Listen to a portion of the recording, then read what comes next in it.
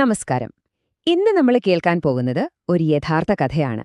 ഒരൊറ്റ ചിന്ത, വെറുമൊരു ചിന്ത, എങ്ങനെ ഒരാളുടെ ജീവിതം മാറ്റിമറിച്ച് ഒരു വലിയ ബിസിനസ് പങ്കാളിത്തത്തിലേക്ക് വരെ എത്തിച്ചു എന്നതിന്റെ കഥ.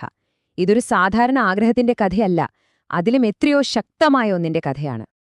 ചിന്തകൾക്ക് ശരിക്കും ഭൗതിക രൂപം കൈവരിക്കാൻ കഴിയും. പ്രത്യേകിച്ചും അവയുടെ പിന്നിൽ വ്യക്തമായൊരു ലക്ഷ്യവും വിട്ടുകൊടുക്കാത്ത സ്ഥിരോത്സാഹവും ഒപ്പം ആളിക്കത്തുന്ന ഒരു ആഗ്രഹവുമുണ്ടെങ്കിൽ.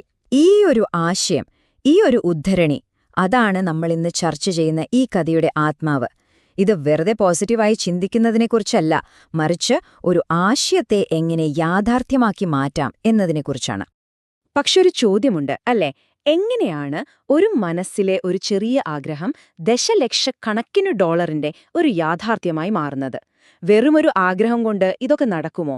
ഇതൊക്കെ വെറും പുസ്തകത്തിൽ പറയുന്ന കാര്യങ്ങളല്ലേ എന്ന് തോന്നാം. എന്നാൽ ഇത് സാധ്യമാണ് എന്ന് സ്വന്തം ജീവിതം കൊണ്ട് തെളിയിച്ച ഒരാളുണ്ട്. അതെ, നമുക്ക് എഡ്വിൻ സി ബാൺസ് എന്ന ആ മനുഷ്യന്റെ അവിശ്വസനീയമായ കഥയിലേക്ക് നേരിട്ട് കടക്കാം. അദ്ദേഹം തന്റെ ചിന്തയുടെ ശക്തി ഒന്നുകൊണ്ട് മാത്രം ഒരു വലിയ സാമ്രാജ്യത്തിന്റെ ഭാഗമായി മാറി. ഈ അത്ഭുതകരമായ കഥയുടെയെല്ലാം തുടക്കം ഒരൊറ്റ കാര്യത്തിൽ നിന്നായിരുന്നു. ബാൺസിന്റെ മനസ്സിലുണ്ടായിരുന്ന അങ്ങേയറ്റം വ്യക്തമായ, ഒരു സംശയത്തിനുമിടയില്ലാത്ത ഒരൊറ്റ ആഗ്രഹം. ഇതാണ് നമ്മുടെ കഥാനായകൻ എഡ്വിൻ സി ബാൺസ്. അദ്ദേഹത്തിന് ജീവിതത്തിൽ ഒരൊറ്റ ലക്ഷ്യമേ ഉണ്ടായിരുന്നുള്ളൂ. കേൾക്കുമ്പോൾ അസാധ്യമെന്ന് തോന്നുന്ന ഒന്ന്. ലോകം കണ്ട ഏറ്റവും വലിയ കണ്ടുപിടുത്തക്കാരിൽ ഒരാളായ തോമസ് എഡിസന്റെ ബിസിനസ് പങ്കാളിയാകുക. ഇവിടെ നമ്മൾ ഒരു പ്രധാനപ്പെട്ട വ്യത്യാസം മനസ്സിലാക്കണം. ബാൺസിന്റേത് എനിക്കും എഡിസന്റെ കൂടെ ജോലി കിട്ടിയിരുന്നെങ്കിൽ കൊള്ളാമായിരുന്നു എന്ന പോലത്തെ ഒരു സാധാരണ ആഗ്രഹമായിരുന്നില്ല. അതൊരു തീവ്രമായ ആഗ്രഹമായിരുന്നു. അദ്ദേഹത്തിന്റെ ജീവിതത്തിലെ മറ്റെല്ലാ ചിന്തകളെയും വിഴുങ്ങിക്കളഞ്ഞ ഒരേ ഒരു ലക്ഷ്യം. കണ്ടോ, ഈ വ്യത്യാസം വളരെ വലുതാണ്. അദ്ദേഹത്തിന് എഡിസന്റെ കീഴിൽ ഒരു ജോലിക്കാരനാകാനായിരുന്നില്ല ആഗ്രഹം, മറിച്ച് എഡിസനൊപ്പം ഒരു പങ്കാളിയായി ബിസിനസ് ചെയ്യാനായിരുന്നു. ആ ലക്ഷ്യത്തിന് അത്രത്തോളം വ്യക്തതയുണ്ടായിരുന്നു. അതായിരുന്നു അദ്ദേഹത്തിന്റെ ആദ്യത്തെ പ്ലസ് പോയിന്റ്. ഒന്ന് ആലോചിച്ചു നോക്കിയേ, അദ്ദേഹത്തിന്റെ മുന്നിൽ രണ്ട് വലിയ പ്രശ്നങ്ങളുണ്ടായിരുന്നു. ഒന്നാമത്തേത്, തനിക്ക് പാർട്ട്ണർ ആകേണ്ട ആ വലിയ മനുഷ്യൻ തോമസ് എഡിസനെ അദ്ദേഹത്തിന് നേരിട്ട് ഒരു പരിചയവുമില്ല.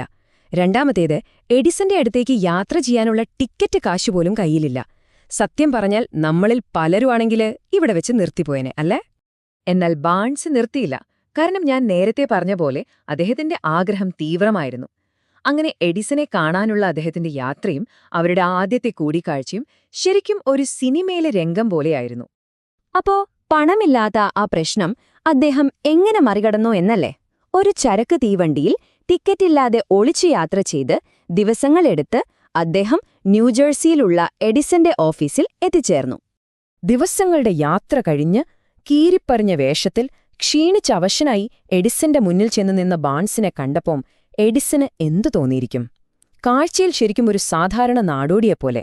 പക്ഷെ ഇവിടെയാണ് കഥയിലൊരു ട്വിസ്റ്റ് വരുന്നത്. എഡിസൺ തന്നെ പിന്നീട് ആ നിമിഷത്തെക്കുറിച്ച് പറഞ്ഞത് ഇങ്ങനെയാണ്. അദ്ദേഹത്തിന്റെ മുഖഭാവത്തിലെന്തോ ഉണ്ടായിരുന്നു. താൻ എന്തിനാണോ വന്നത് അത് നേടിയിട്ടേ മടങ്ങൂ എന്നൊരു ദൃഢനിശ്ചയം അതിൽ ഞാൻ കണ്ടു. എഡിസൺ കണ്ടത് ബാൺസിന്റെ കീറിയ വസ്ത്രങ്ങളായിരുന്നില്ല, അദ്ദേഹത്തിന്റെ കണ്ണുകളിലെ ആ ഉറച്ച തീരുമാനമായിരുന്നു. ആ ഒരൊറ്റ നോട്ടത്തിൽ എഡിസന് മനസ്സിലായി, ഈ ചെറുപ്പക്കാരൻ ഒരു സാധാരണക്കാരനല്ല. എഡിസന്റെ ഓഫീസിൽ വളരെ ചെറിയൊരു ജോലി കിട്ടി. പക്ഷേ ബാൺസിന്റെ യഥാർത്ഥ പരീക്ഷണം തുടങ്ങിയിട്ടേയുണ്ടായിരുന്നുള്ളൂ. വർഷങ്ങൾ നീണ്ടുനിന്ന ഒരു കാത്തിരിപ്പിന്റെയും സ്ഥിരോത്സാഹത്തിന്റെയും കഥയായിരുന്നു അത്. ദിവസങ്ങൾ മാസങ്ങളായി, മാസങ്ങൾ വർഷങ്ങളായി. ബാൺസ് വളരെ തുച്ഛമായ ശമ്പളത്തിന് ആരും അത്രയൊന്നും ശ്രദ്ധിക്കാത്ത ജോലികൾ ചെയ്തുകൊണ്ടേയിരുന്നു. ഒന്ന് ആലോചിച്ചു നോക്കൂ, ഓരോ ദിവസവും തന്റെ ലക്ഷ്യത്തിൽ നിന്ന് ഒരുപാട് ദൂരെയാണെന്ന് അദ്ദേഹത്തിന് തോന്നിയിട്ടുണ്ടാവാം. നിർത്തിപ്പോകാൻ 1000 കാരണങ്ങൾ മുന്നിലുണ്ടായിരുന്നു. പക്ഷേ ഓരോ ദിവസം കഴിയുന്തോറും അദ്ദേഹത്തിന്റെ ആ ആഗ്രഹം കെട്ടുപോവുകയല്ല, മറിച്ച് കൂടുതൽ ആളിക്കത്തുകയായിരുന്നു. അദ്ദേഹം ഒരു അവസരത്തിനു വേണ്ടി വെറുതെ കാത്തിരിക്കുകയായിരുന്നില്ല, മറിച്ച് ആ അവസരം വരുമ്പോൾ താൻ തയ്യാറായിരിക്കാനായി സ്വയം ഒരുങ്ങുകയായിരുന്നു. ഇത് ബാൺസ് തന്നോട് തന്നെ പറഞ്ഞിരുന്നൊരു കാര്യമാണ്. ഞാനിവിടെ വന്നത് എഡിസന്റെ കൂടെ ബിസിനസ് ചെയ്യാനാണ്. എന്റെ ബാക്കി ജീവിതം മുഴുവൻ അതിനുവേണ്ടി വന്നാലും സാരമില്ല, ഞാനത് നേടിയിരിക്കും. അദ്ദേഹത്തിന്റെ ആ നിശ്ചയദാർഢ്യം എത്രത്തോളം ഉണ്ടായിരുന്നുവെന്ന് ഈ വാക്കുകളിൽ നിന്ന് വ്യക്തമാണ്. ഇതൊരു താൽക്കാലിക ആവേശമായിരുന്നില്ല, അദ്ദേഹത്തിന്റെ ജീവിത ലക്ഷ്യം തന്നെയായിരുന്നു. അങ്ങനെ നീണ്ട 5 വർഷത്തെ കാത്തിരിപ്പിനൊടുവിൽ ആ നിമിഷം വന്നെത്തി. തയ്യാറെടുപ്പും അവസരവും ഒരുമിച്ചു ചേർന്ന സുവർണ നിമിഷം. അവസരം എപ്പോൾ വരും, എങ്ങനെ വരുമെന്ന് ആർക്കും പറയാൻ പറ്റില്ലല്ലോ. ബാൺസ് പോലും പ്രതീക്ഷിക്കാത്തൊരു രൂപത്തിലാണ് ആ അവസരം അദ്ദേഹത്തിന്റെ മുന്നിലെത്തിയത്. പലപ്പോഴും അങ്ങനെയാണ്, അവസരങ്ങൾ നമ്മുടെ മുന്നിൽ വരുന്നത് തിരിച്ചറിയാൻ കഴിയാത്ത രൂപത്തിലായിരിക്കും.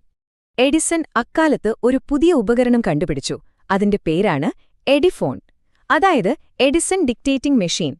ഇന്നത്തെ നമ്മുടെ വോയിസ് റെക്കോർഡറുകളുടെയൊക്കെ ഒരു പഴയ രൂപം. പക്ഷേ അതിലൊരു ചെറിയ പ്രശ്നമുണ്ടായിരുന്നു. ഈ ഗ്രാഫ് ഒന്ന് നോക്കൂ. എഡിസന്റെ സ്വന്തം സെയിൽസ് ടീമിന് പോലും ഈ പുതിയ ഉപകരണം വിൽക്കാൻ കഴിയുമെന്ന് ഒരു വിശ്വാസവും ഉണ്ടായിരുന്നില്ല. അവർക്കതിൽ ഒരു താൽപ്പര്യവുമില്ലായിരുന്നു. അവർ അതിലൊരു പ്രശ്നം കണ്ടപ്പോൾ ബാൺസ് അവിടെ തന്റെ ജീവിതത്തിലെ ഏറ്റവും വലിയ അവസരമാണ് കണ്ടത്. വർഷങ്ങളായി അദ്ദേഹം കാത്തിരുന്ന ആ നിമിഷം. ഇവിടെയാണ് ഈ കഥയുടെ ക്ലൈമാക്സ്. ബാൺസിന്റെ വർഷങ്ങൾ നീണ്ട ആ കാത്തിരിപ്പും അടങ്ങാത്ത ആഗ്രഹവും ഒടുവിൽ ഫലം കാണുന്ന നിമിഷം. ബാൺസ് നേരെ എഡിസന്റെ അടുത്തേക്ക് ചെന്നു പറഞ്ഞു, ഞാനിത് വിൽക്കാം. അദ്ദേഹം അത് വെറുതെ പറയുകയായിരുന്നില്ല, ചെയ്ത് കാണിച്ചു. മറ്റാർക്കും കഴിയാത്ത രീതിയിൽ അദ്ദേഹം എഡിഫോൺ എന്ന ഉപകരണം രാജ്യമെമ്പാടും ഒരു തരംഗമാക്കി മാറ്റി. ആ വിജയം അത്രയും വലുതായിരുന്നു. അവസാനം എഡിസൺ നിർമ്മിച്ചത്, ബാൺസ് ഇൻസ്റ്റാൾ ചെയ്തത് എന്നൊരു മുദ്രാവാക്യം തന്നെ ഉണ്ടായി. ആ ഒരൊറ്റ നീക്കത്തിലൂടെ അദ്ദേഹം താൻ ആഗ്രഹിച്ചതുപോലെ എഡിസന്റെ പങ്കാളിയായി മാറി. ഈ പങ്കാളിത്തത്തിലൂടെ ബാൺസ് എത്ര പണം സമ്പാദിച്ചു എന്നറിയാമോ? ഏകദേശം 2 മുതൽ 3 ദശലക്ഷം ഡോളർ വരെ. ഇന്നത്തെ കാലത്ത് അതിന് കോടിക്കണക്കിന് രൂപയുടെ മൂല്യമുണ്ട്.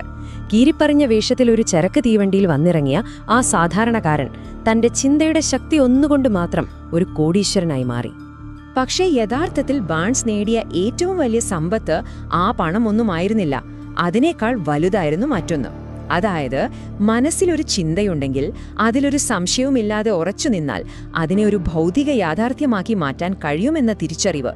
അതായിരുന്നു അദ്ദേഹത്തിന്റെ ഏറ്റവും വലിയ നേട്ടം.